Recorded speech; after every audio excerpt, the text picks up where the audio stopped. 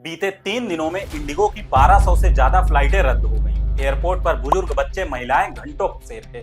किसी की flight delay हुई तो किसी की कैंसिल हो गई। लेकिन ये सिर्फ उन यात्रियों की परेशानी नहीं है जो हर साल उड़ान भरते हैं, बल्कि पूरे देश के उपभोक्ताओं की मजबूरी बन चुकी है आज की एयरलाइन व्यवस्था। एयरपोर्ट अब रेलवे स्टेशन जैसी अफरा तफरी में बदल चुके हैं। 20-20 घंटे की देरी के बाद जहाज उड़ान भर रहे थे तब सवाल उठ रहे थे, सरकार एयरलाइन कंपनियों की मनमानी क्यों झेल रही है?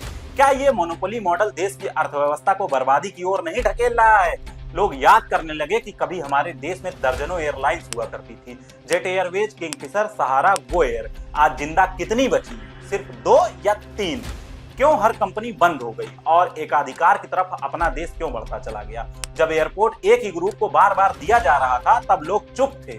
नतीजा आज उस चुप्पी का सबके सामने है। जब एक कंपनी की तबीयत बिगड़ती है तो पूरा देश ठहर जाता है।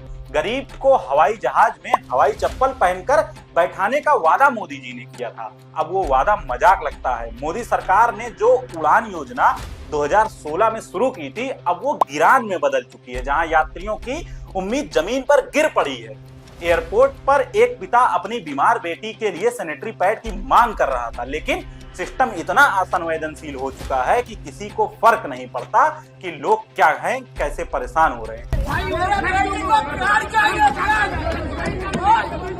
इसी बीच दूसरी एयरलाइंस ने टिकटों को दोगुने दाम पर बेचा, क्योंकि सरकार की चुप्पी उनका लाइसेंस बन गई थी।